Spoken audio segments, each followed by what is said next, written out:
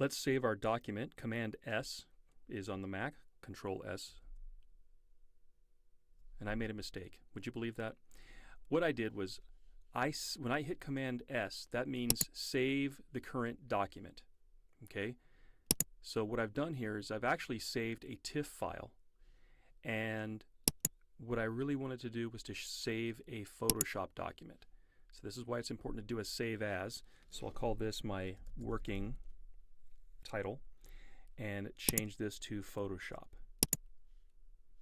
And I will do another save. Now it's saved as working.psd. Okay, I feel more comfortable. Now, let's move on to the next section. And this is actually going to do a bit of color correction. And I'll tell you right now, this is not my favorite method of working. I'll show you later on in the quarter how I prefer to work, and I think the results are better. And maybe we'll even come back to this file and we'll compare and contrast what the differences are. So the first thing is we're going to use curves, what's called a curves adjustment layer. Now here's all your adjustment layers. And these things in general are really, really cool because we can make a change to our file without actually making a change to our file. Here's what that means. Okay, so notice that each one of these has a label, so we want to go to curves. Okay, now I can tell you right now, you probably are scared to death of this. Don't worry about it. We're just going to go over a little bit of this today. When we get to color correction, I will walk you through how to do this directly, and you will love this. So first is we've got these eyedroppers here, and what they do is they tell the picture to correct itself, but more to the point, to set, in this case, this sets the black point of the image, this sets the white point. And that tells Photoshop, like for instance, now the book says to click on this girl's dress right over here. And that's okay, we can do that. In fact, you can see what it looks like. And it brightens up the picture quite drastically. In fact, let me kind of move this over so you can see this.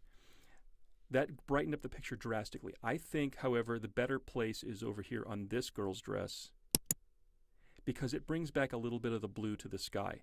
It feels a little bit cooler up there and still keeps the warmth down there. That's a good thing.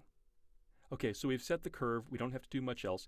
The next thing we're going to do, and here's why adjustment layers are cool, because it added a new layer of correction. Now, if I turn this layer off, look what happens. This is the original picture. In fact, I'll turn off the mask here so you can see this a little bit more clearly. So this is the original picture. If I turn on the curves layer, that puts that correction on there, which is nice.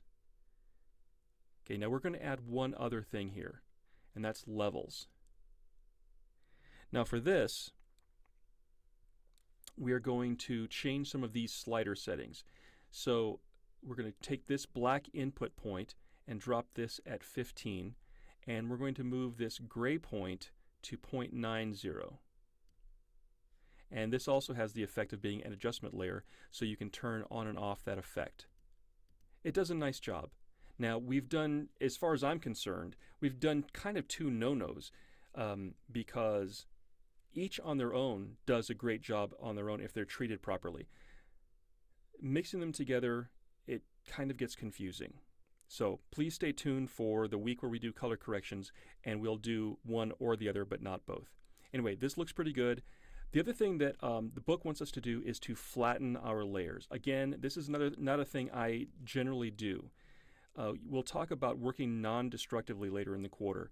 And when I say working non-destructively, by merely having these layers here, to me, that's non-destructively because we're not harming the original picture, original pixels on this image at all. They're staying intact, okay?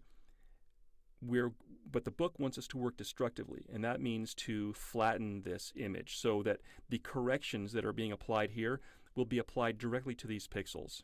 And here's how we do it. We're going to go to the flyout menu over here. Let me turn my mask back on. We're going to go over here to the flyout menu for the layers panel.